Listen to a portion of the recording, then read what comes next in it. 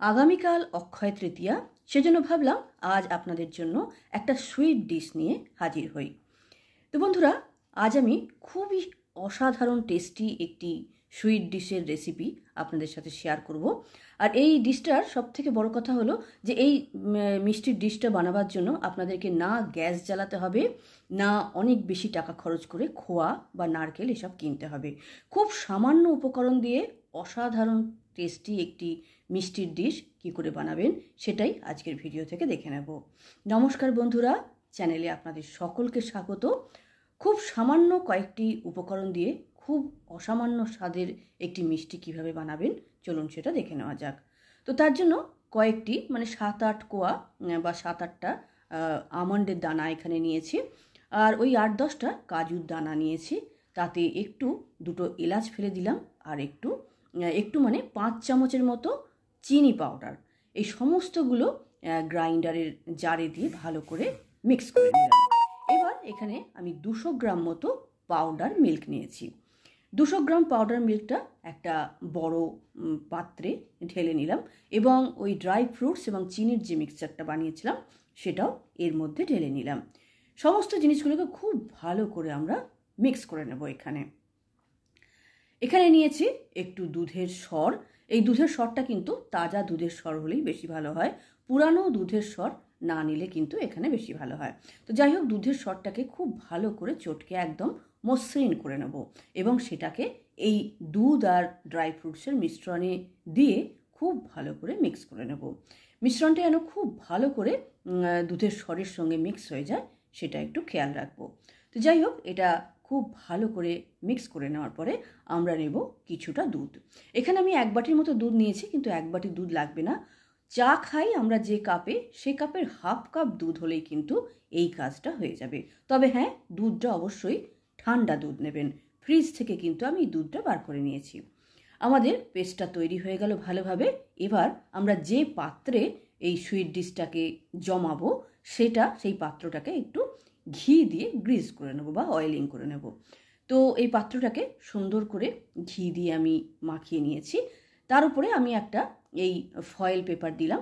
আপনার কাছে যদি ফয়েল পেপার না থাকে তাহলে আপনি বাটার পেপারও ব্যবহার করতে পারেন। আসলে এটা দিলে খুব সহজে জিনিসটা বেরিয়ে আসবে বা ডিমোল্ড করাটা খুব সুবিধা হবে। অয়েলিং করা হয়ে গেছে। এবার এখানে আমি নিয়ে নিয়েছি 6 পিস পাউরুটি। পাউরুটি দেখে মোটেই ভাববেন না যে এটা কি মিষ্টি তৈরি হচ্ছে। অসাধারণ টেস্টি একটা মিষ্টির ডিশ তৈরি হচ্ছে। অবশ্যই একবার করবেন। প্রত্যেকের কাছে আমার রিকোয়েস্ট রইল, এই ডিশটা অবশ্যই একবার বানিয়ে দেখবেন যে সাধারণ ইনগ্রেডিয়েন্টস দিয়ে কত ভালো স্বাদের মিষ্টি তৈরি করা যায় বাড়িতে। সেটা একবার না বানালে কিন্তু বুঝতে পারবেন না। পাউরুটির সাইডের ব্রাউন পোর্শনগুলো কেটে বাদ দিয়ে দেবো এবং সাদা পোর্শনগুলোকে মিক্সির গ্রাইন্ডারে নিয়ে এইভাবে আমরা একেবারে সুন্দর পাউডার তৈরি করে নেব। তারপর দুধ এবং ড্রাই ফ্রুটসের যে মিশ্রণটা আমরা তৈরি করে রেখেছিলাম তাতে একটু একটু করে এই পাউরুটির গুঁড়ো আমরা ঢালবো এবং মেশাতে থাকবো। সমস্তটা কিন্তু আমরা একসঙ্গে দিয়ে দেব না, তাহলে ডালা পেকে যেতে পারে। আমরা একটু একটু করে ওই পাউরুটির পাউডারটা দিয়ে এইরকম সুন্দর একটা পেস্ট তৈরি করে নেব। আজ আমরা যে সুইট ডিশটা তৈরি করছি সেটাকে আপনি কালাকাঁদ বলতে পারেন। কালাকাঁদে যেরকম একটা দানা দানা ব্যাপার থাকে, আমরা এই মিশ্রণটাকে কিন্তু সেই রকমই একটু দানা দানার মতো করব। আর দেখুন এখানে সেই রকমই কিন্তু হয়েছে। আর এই যে সুইট ডিশটা তৈরি হচ্ছে তার টেস্টটাও হবে একেবারে কালাকাঁদের মতো।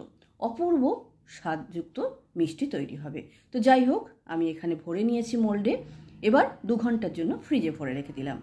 তো 2 ঘন্টা বাদ আমি এটাকে ফ্রিজ থেকে বার করে নিয়েছি এবং দেখুন কত সুন্দর জমে গেছে। তো 2 ঘন্টা বা 2.5 ঘন্টা আপনি রাখবেন ফ্রিজের ভেতরে।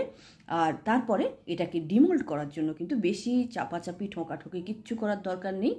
একটা প্লেট নিয়ে তার উপরে রেখে এইভাবে উল্টে দেবেন, তাহলেই কিন্তু সুন্দরভাবে এবং খুব সহজে জিনিসটা বেরিয়ে আসবে।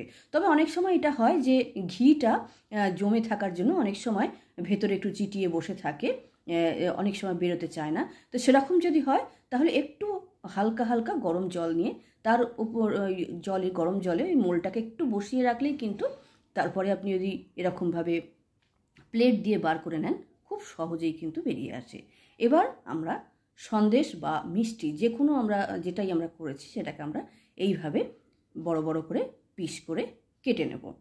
তো বন্ধুরা, এই ডিশটা অবশ্যই একবার করবেন। আরও একবার রিকোয়েস্ট করছি, খুবই সুস্বাদু একটি মিষ্টির ডিশ। আর আপনারা কোথার থেকে দেখছেন যদি কমেন্ট বক্সে আপনারা লিখে জানান, আমার খুব ভালো লাগবে। যদি চ্যানেলে নতুন হয়ে থাকেন অবশ্যই চ্যানেলটিকে সাবস্ক্রাইব করে বেল বোতামটা প্রেস করে নেবেন, যাতে আমার সমস্ত সুন্দর ডিশ রেসিপিগুলো আপনাদের কাছে পৌঁছাতে পারে। আর যদি ভিডিওটি ভালো লাগে লাইক এবং শেয়ার করতে যেন ভুলবেন না। তো বন্ধুরা, আমাদের কালাকাঁদ একদম রেডি হয়ে গেছে। আমি ওপর থেকে ড্রাই ফ্রুটস এবং টবক দিয়ে সাজিয়ে ডেকোরেট করে নিয়েছি। আপনি আপনার ইচ্ছা মতো ড্রাই ফ্রুটস দিয়ে মানে কাজু বা আমন্ড বা পেস্তা যে কোনো ড্রাই ফ্রুটস দিয়ে আপনি ডেকোরেট করতে পারেন। যদি টবক থাকে টবক দিতে পারেন এবং কেশরও কিন্তু ওপর থেকে দিয়ে দিতে পারেন। তাহলে আজ এতটাই। নমস্কার।